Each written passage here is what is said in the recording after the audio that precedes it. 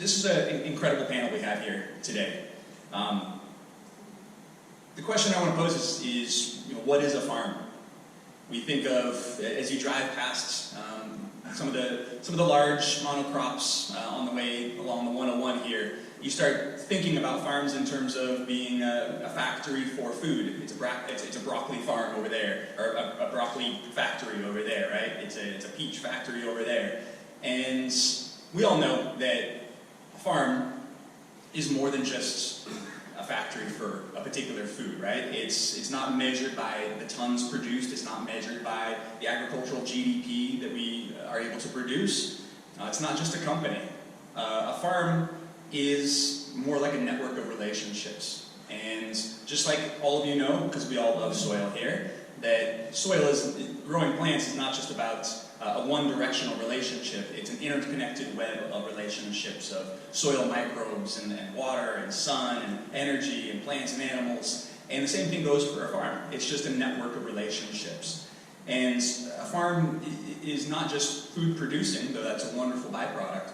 It also provides ecosystem services, whether it's water filtration or pollination corridors for bees. It's a community gathering space. It can be a carbon sink. It can be open space and add character to your local community. It can be an opportunity for folks to convene with nature and really tap into that natural connection, not just looking at nature from afar, but actually engaging directly with nature in a relationship that benefits both us and the natural world. It can also be a laboratory where we can experiment, try new things, innovate. And today we have 3 representatives who have leveraged one farm to do some pretty amazing things. McGrath Family Farm in Ventura, 4th generation farm, was certified organic in 1995, operates a CSA, which in and of itself is a model built around the idea that a farm is more than just growing and selling food, but a true investment and community hub where people engage in the production of that farm and really get to get out there and know the farm.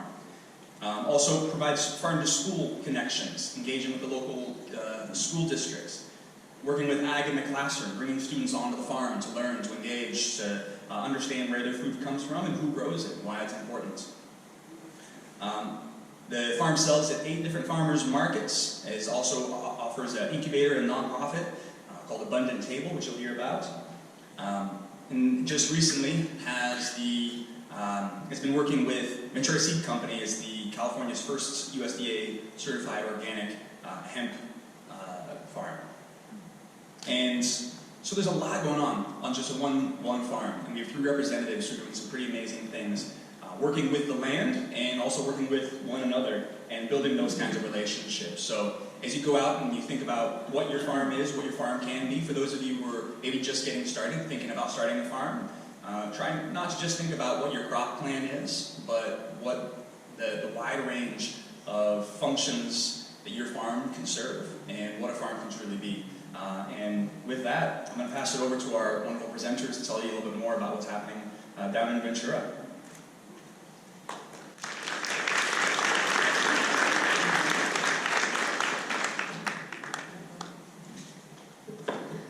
Well, good afternoon. My name is Vanessa Ramirez. I work with Ventura Seed Company, the hemp company.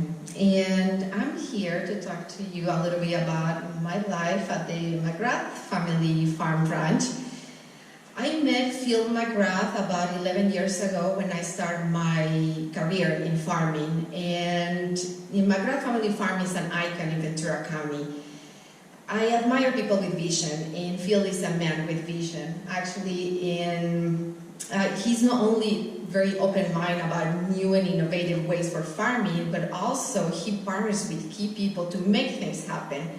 So back in the mid-90s, he partnered with Ryder affiliated companies. Ryder is the biggest fresh berry grower in the world. And he partnered with them in order to convert the ranch into certified organic. He has not only done that part, but also he has made his ranch to have multiple growers. So this is a 230-acre ranch, and right now we have 2 berry growers, 2 vegetable growers, one hemp grower, flower grower, plant nursery. We have the fruit stand, and we have always have a composting site. Last year we didn't have it, but this year we're retaking on that. Also, March 1st, we have the Rodell Institute, and they are coming to have a 5-acre research site. So all of this is happening 230 acres.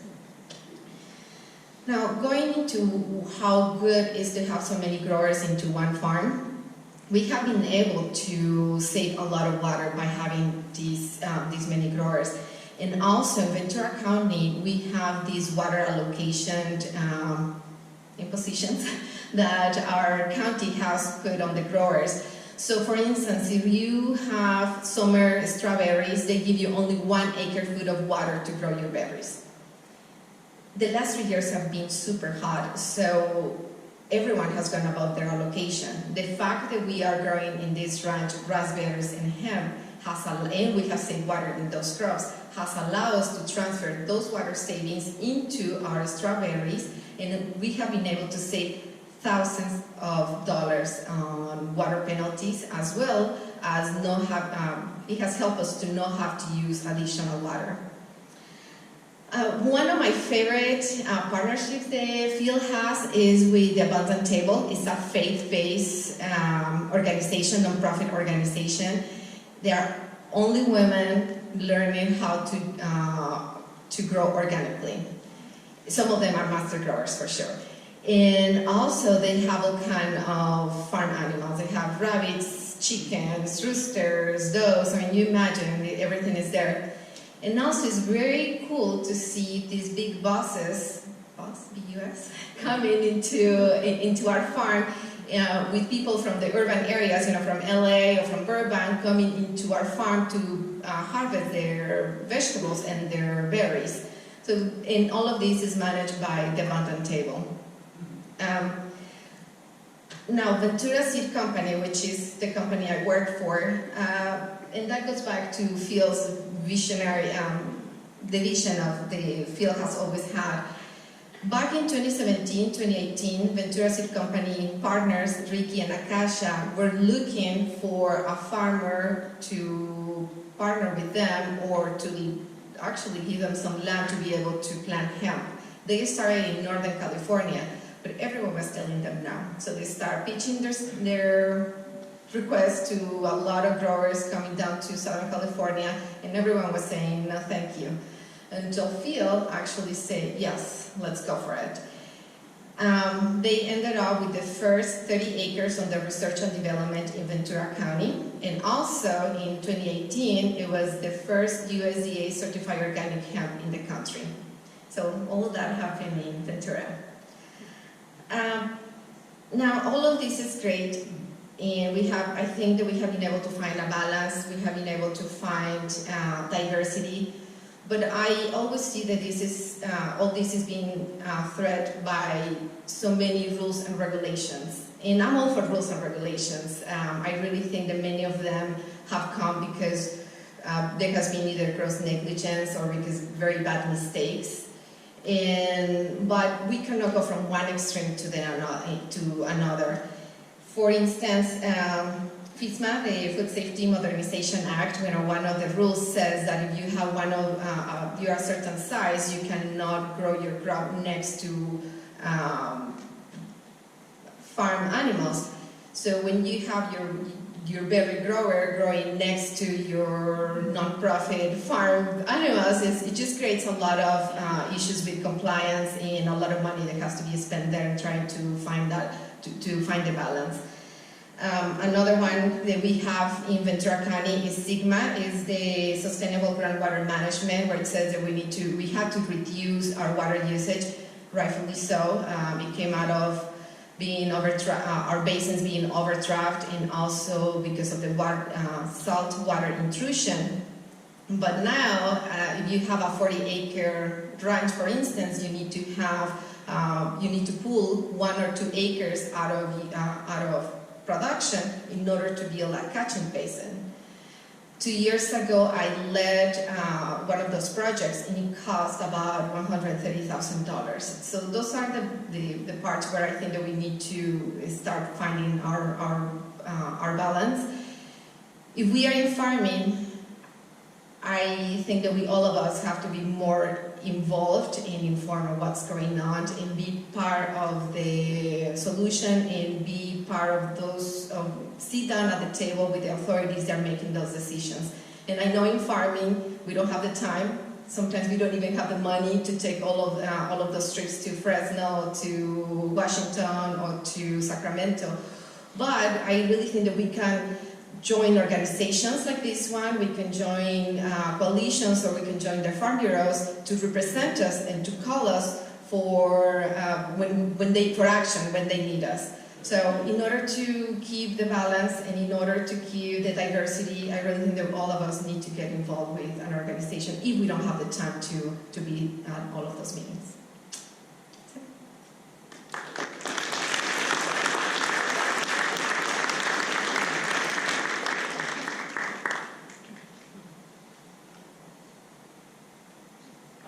Slides, so if you don't mind just bearing with me for a couple seconds.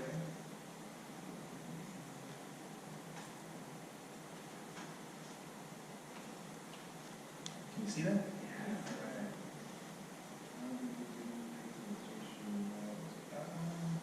This one. Yes.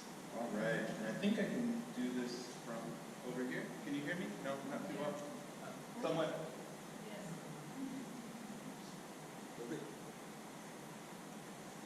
Test.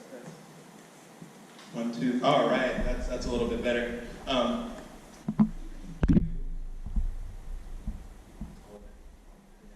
you. Well, good afternoon, everyone. I just want to say thank you for being here.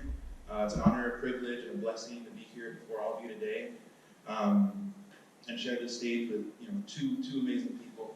I'm thankful for the opportunity that I was given through McGrath Family Farms and being a resident, homegrown in Ventura County. But before I continue, I want to honor the ancestors who tended this land long before any of us were here, before the pillagers, plunderers, pirates, that came. So, quick moment of silence, close your eyes, deep breath in, deep breath out, thank them, all those relations that they had, all the relations that you have, and, let's try to be here in this moment together. My name is Adam Vega. My bio is in the pamphlet if you care to read more about that. I'm 27 years old, from Ventura County, from planet Earth, as we all are. Some of my best friends are humans. I don't know about you guys, but I love this place. That's why I really believe in the things that are going here at Cuesta, the things that CAFF supports, what's going on in Ventura County at McGrath Family Farms is really important to make sure that we keep this thing, this fuse from detonating. We have a finite, short window to get on the ball, so that's why it's important that collectively here together we take this path forward. I grew up in El Rio. It's this small little unincorporated area outside of Oxnard. It literally translates to the river. We have a beautiful, beautiful watershed in Ventura County, multiple watersheds, which we're desperately trying to restore. So a quick PSA, bring back the beaver. Those ecological engineers, they can do a lot of what we're trying to replicate through technology, legal schemes, this, that, and the other. So really quickly, before I continue, I just want to give a little bit of context of where I'm from and who I am. Oxnard, the biggest city in Ventura County, is also known as Strawberry, USA.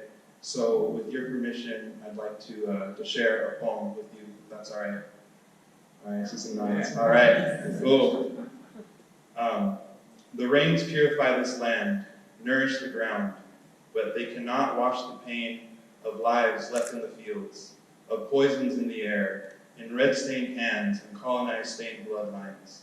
In Oxnard, we are the strawberry capital of the world, but at the cost of our people, at the cost of our children, at the cost of our pride and lives, at the price of our future and our dreams.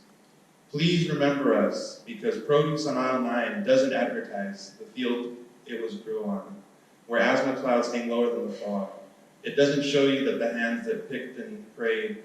It doesn't show you that organophosphates isn't a scientific word for cancer.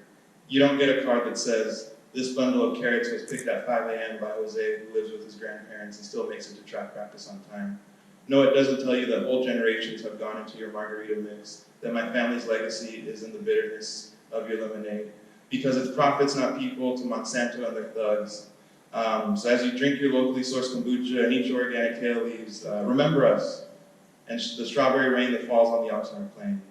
This poem was by my near and dear friend, Danielle Montoya. I've known her since kindergarten. She's a lifetime resident of Oxnard, California, a master's in public health, and literally today she let me know that she's going to be going to Virginia to pursue her PhD and use that knowledge, expertise, and bring it back home so we can kind of continue this journey that we're on.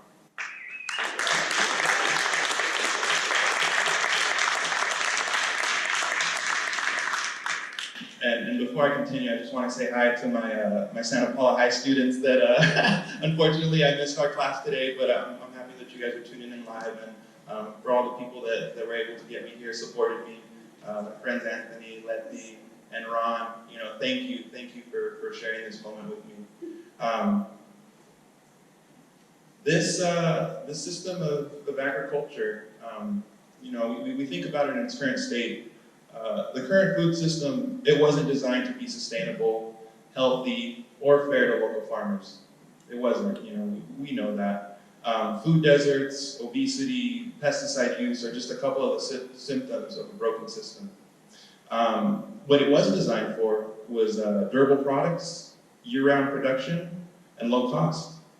I don't know about any of you, but I went to check out Dean out there in the garden area. It was really interesting. He gave us this story about getting calls on the phone and saying, "Oh, hey Dean, we got a big problem. And Dean, he kind of helped me see this. These aren't big problems; they're big opportunities. So right now, we're presented with a huge opportunity to create a new food movement, and that's why we're all here together in this room right now, in this moment. Yeah, there you go. Clap it up for yourselves. Yeah, for yourselves. We're going to do this. We're going to do this together. So this new food movement, it's a movement that's going to be based on supply chains with values at the core, not profits. Fair trade, healthy soils, regenerative ag practices, transparent and resilient regional economies, and that's what we're trying to do in Ventura County. We hope that there's some takeaways that you can model and try to build that movement in your area as well.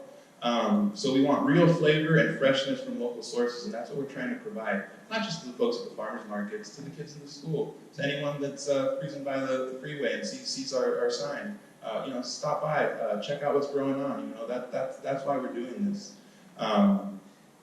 So let me get into this PowerPoint, because I'd love to keep giving you some nice takeaways and quotables and hashtags, but what we need to do is organize and mobilize, and if it weren't for McGrath Family Farms and the Abundant Table, I would have never had the opportunity to be before you today sharing this information, because I guarantee you many of the gatekeepers in my community barred me and disallowed me from sharing this particular knowledge, so I'm thankful. I'm thankful for these people up here that I share the stage with.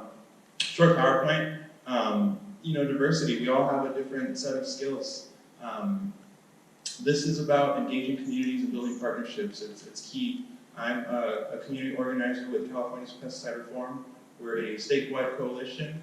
If you're into missions, there it is. We're there to protect public health, improve environmental quality, and support a sustainable and just agricultural system by building a diverse movement across California to change statewide and local pesticide policies and practices.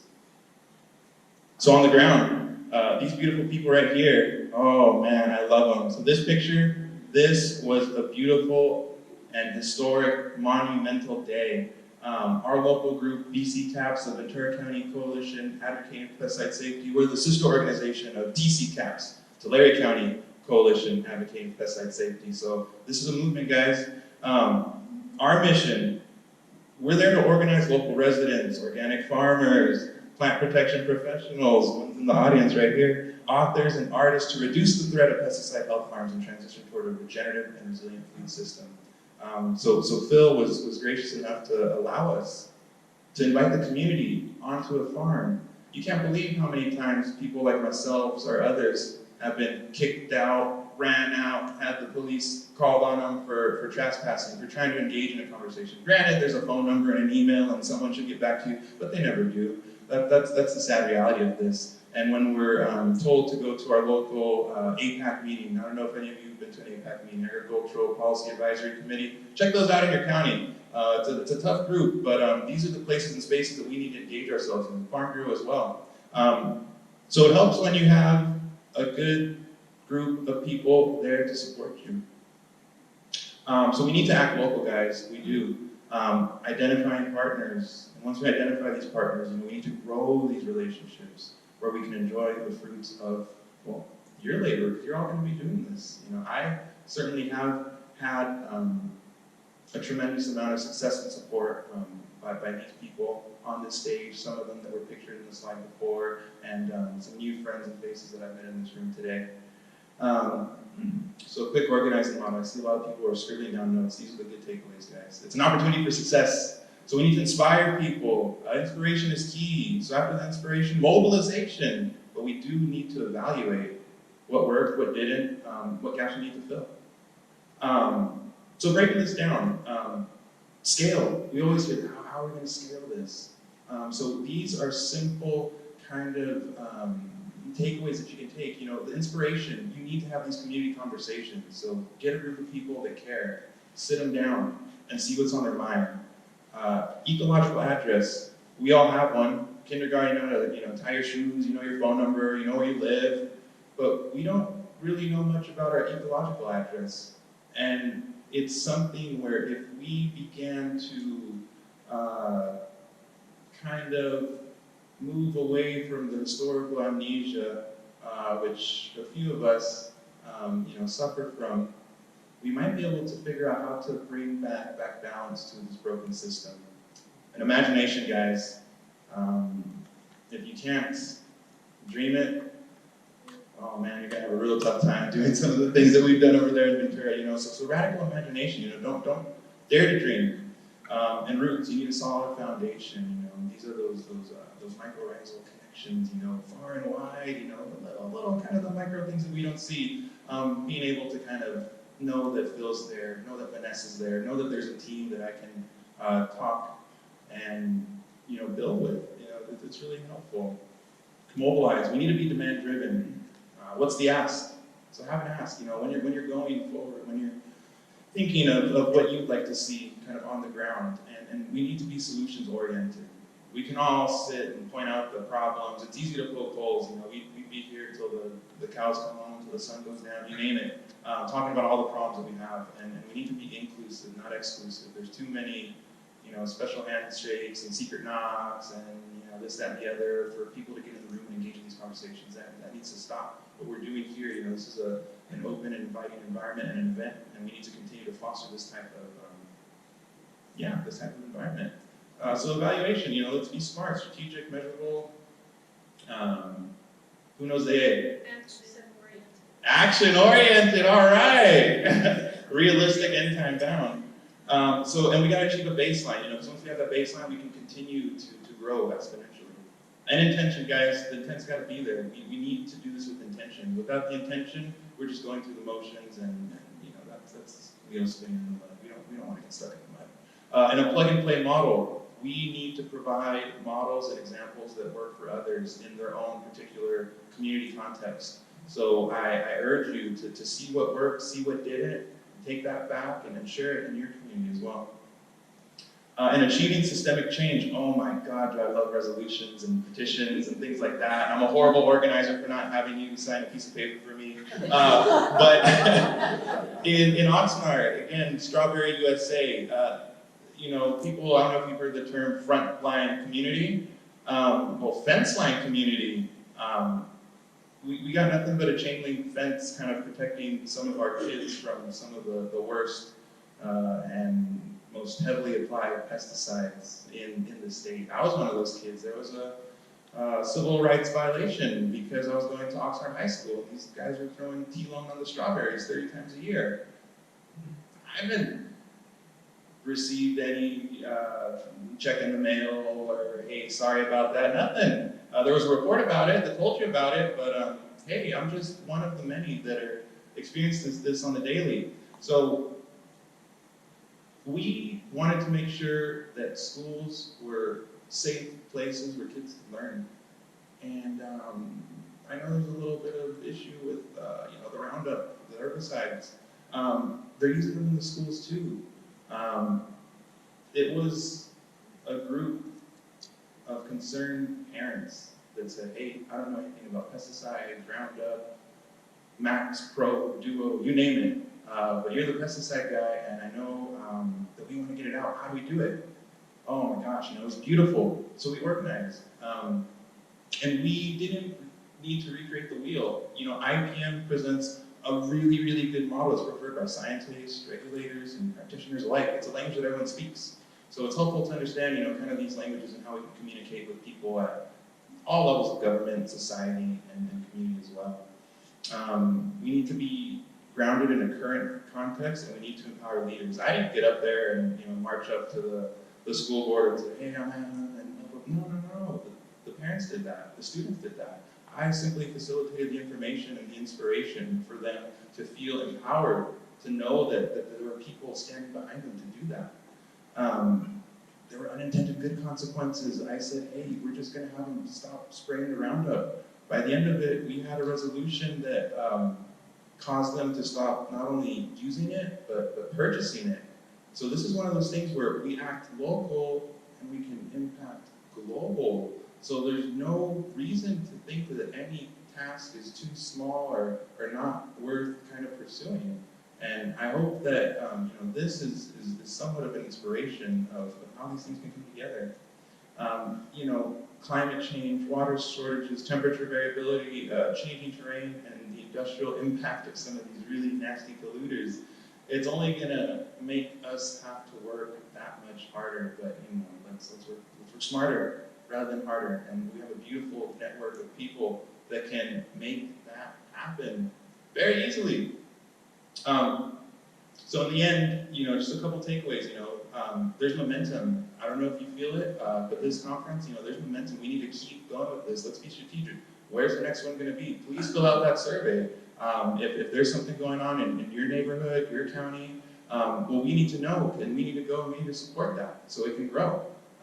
Many hands make the work light, guys. We're in this together. We're all in this little, you know, thing called Earth. Not one person can do everything, but everyone can do something. And it is important that we move forward together, looking at biological, ecological, and cultural diversity as a strength in which we can all draw from.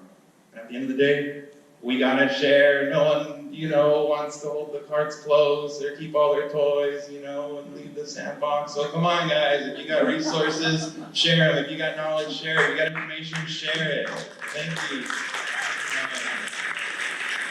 That's my phone number, my email, you can learn about us more at pesticidereform.com.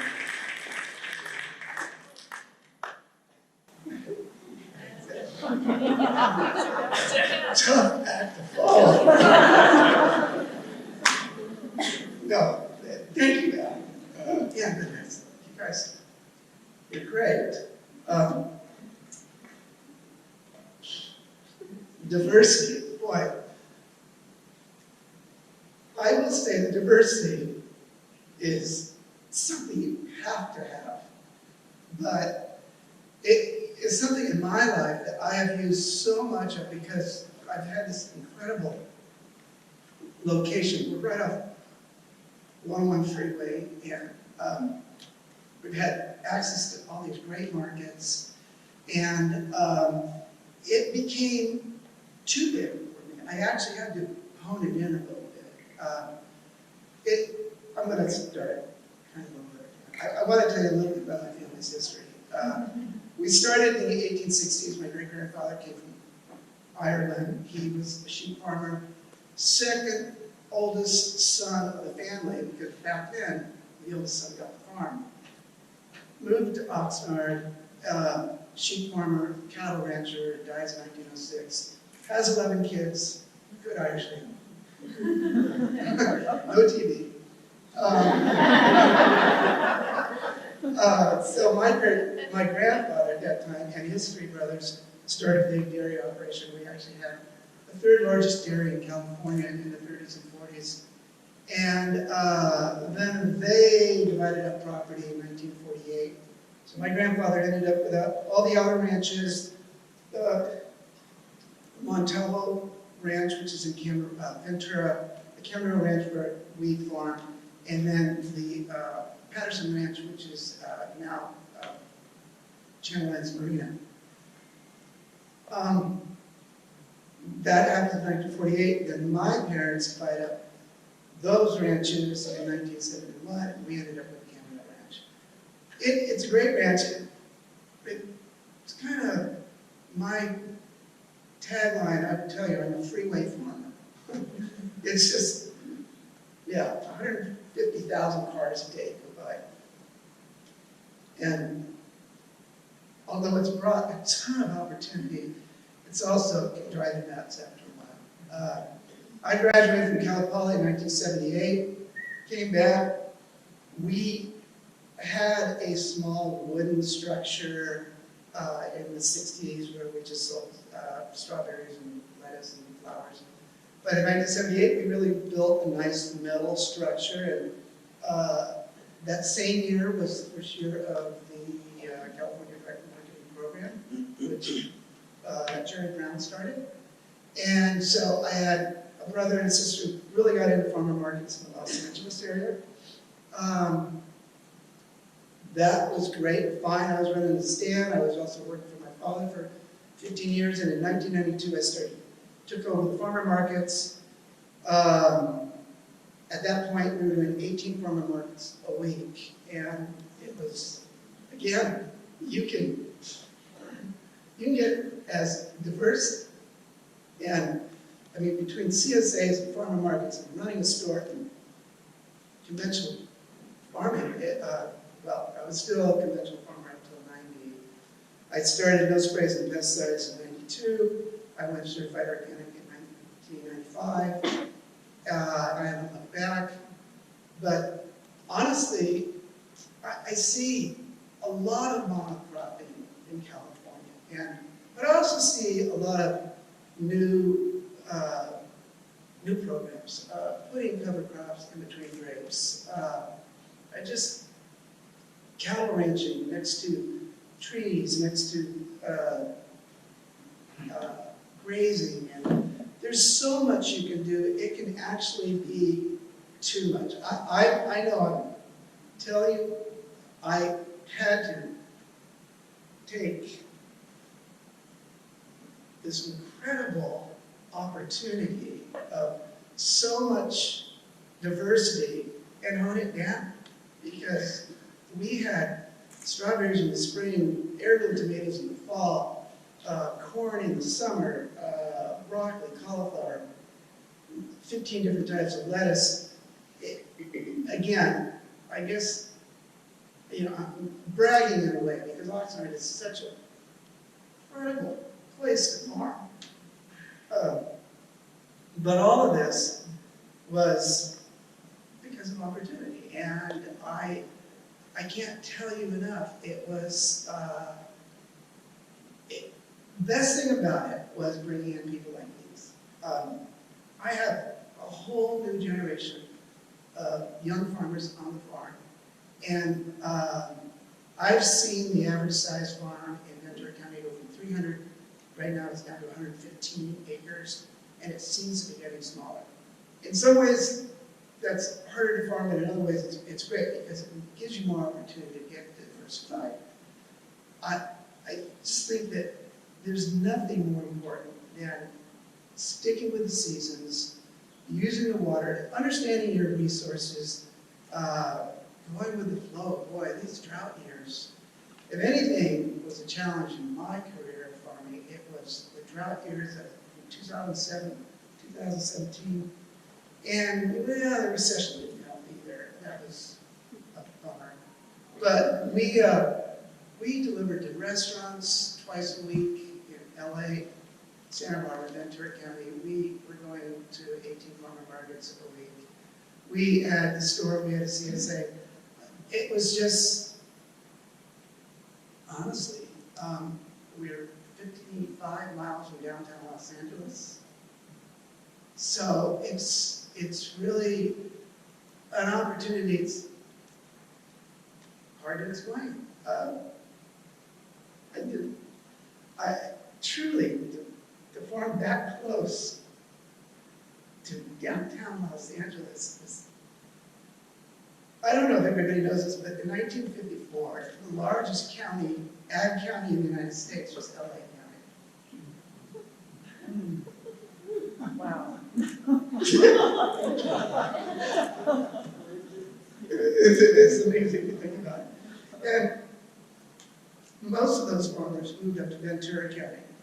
And I think what we're going through right now is because there's so much urban edge, rural farming, it's so difficult to worry about the dust and the water and the snow and hemp and everything else we're growing. But people really respect the kind of farming that we do. And I know that everything I've done has attracted this incredible public awareness. And one year we had over 5,000 kids visit. You can't interact enough with the public. It's just required. And it's hard, it's a lot of scheduling and organizing, but boy, the reward from it, educating the public, what you're doing, I think my life was a lot made easier when I went organic, and that wasn't until '95. But it really promotes the permanency of agriculture in Ventura County. And people love it, also some people hate it, but they hate it in a good way. They do. they mean very well to save it and preserve it, but yeah, some of the people just want to see green and don't want to see the dirt and the dust and the water. It's difficult. It's really urban edge farming. It really is. It makes it completely different.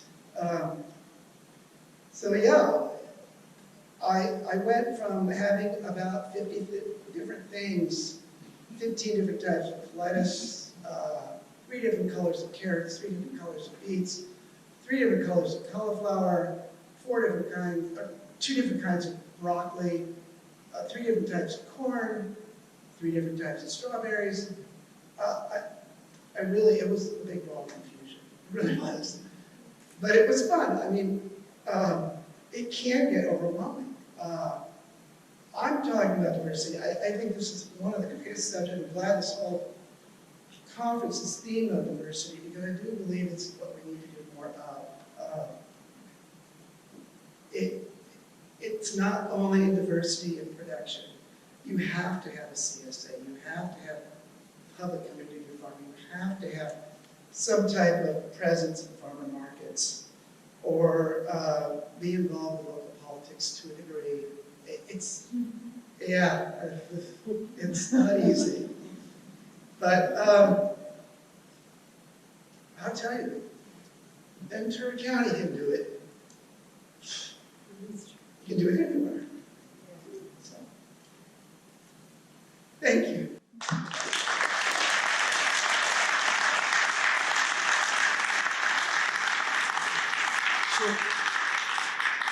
guess what I'd like to hear from you guys is, what is the relationship between each of your entities and the way that you're using the same piece of land, and how do your enterprises, your goals, your communities interact and are mutually beneficial? What's the relationship between everything that's going on that same piece of land? I can answer that to a degree. Believe me, planning. We have crop plans years in advance that we have to coordinate, schedule, plan, and even still, something will bump that out. There'll be a weather problem, there'll be something. That's a big part of it. I would say sharing the costs. For instance, if you need to clean up all of your weeds on your roads or something, we share the cost. We also have to coordinate all of the water all the time. We thankfully have a big grower there as part of the 230 acres, so sometimes we lean on them on covering some of the other costs that perhaps the smaller growers cannot do, like for instance our nonprofit, and they do that for us, so it's key.